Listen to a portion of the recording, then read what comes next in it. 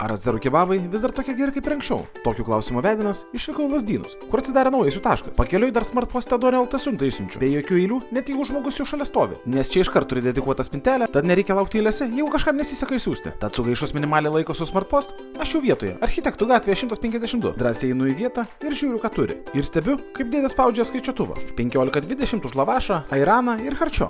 Tuomet praeidamas apžiūriu jų ingredientus, viskas gražu ir skoninga. Nors pradžioje sakė, kad 10 minučių lauksiu, bet sriubą gaunu už 2. Tvarkinga, tiršta harčio, o dar šalia lavašo duodu. Ir dar nespėjus apžiūrėti harčio, jau kebabas atkeliauja. Jei trumpai apie sriubą, ji buvo puiki. Tiršta ne tik ingredientais, bet ir skoniu. Tiesiog valgai ir mėgaujasi, kaip tuose gruzina klipuose. Ir šiaip, porcijos dydis tikrai rimtas, žinokit. Pakeliaukit čia dviese ir imkit vieną sriubą pusiau. Kas liečia kebabą, jis irgi buvo, žinokit, puikus. Nuo paskutinio paragavimo kokybė tikrai nenukritus. Aišku, jis netoks, kur daugelis mėgsta, tai yra be česnakinių ir panašių dalykų. Čia karaliauja mėsa ir truputį daržovių, kad įdomaus poskonio suteiktų. Drąsiai važiuokite į Lazdynus. Skanaus!